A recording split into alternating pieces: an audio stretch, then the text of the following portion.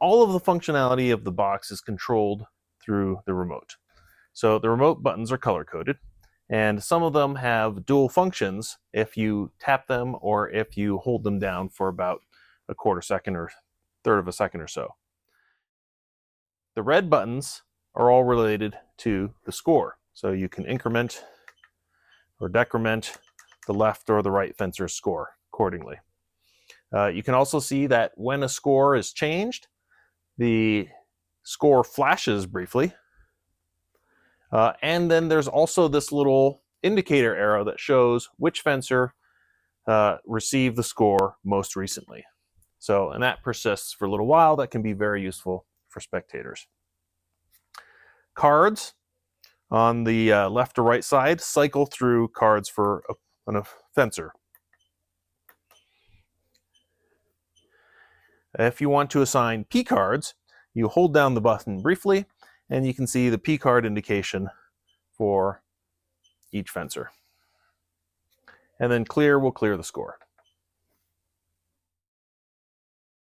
The blue buttons affect time. So you can start or stop the timer. You can reset the timer. You can manually increment or decrement, do minor time adjustments. If you need to set the time, you can hold down the set button briefly and you can type in the time. By default, it just sets to 1 minute, or you can hold it in and say, well, actually, let's say 37 seconds left on the clock. Between periods, you can press the 1 minute pause button. This automatically puts the box into the 1 minute break period timer. During this time, when the break is active, touches won't stop the clock. They will just be indicated, but will not actually affect the timer.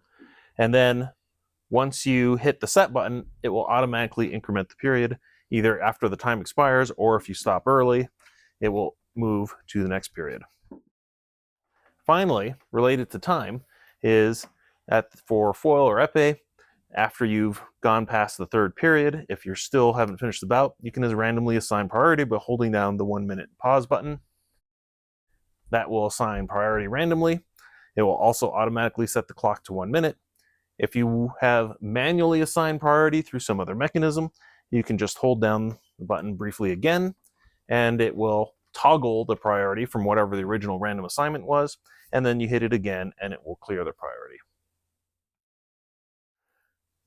The white buttons control system functionality.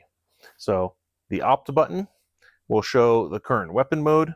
If you tap it again while that weapon mode is being displayed, it will cycle through the weapon modes that are available and then disappear after a brief delay. The left and the right buttons allow you to review the most recent timeline or the most recent touch on a video replay system. So if you touch the left button, it will show the most recent touch that occurred. And then if you continue hitting it, you can scroll back to the timeline to see further back.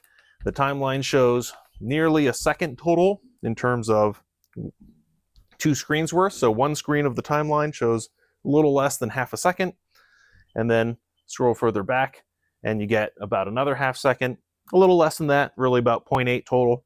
But it does give you a lot of information about a touch.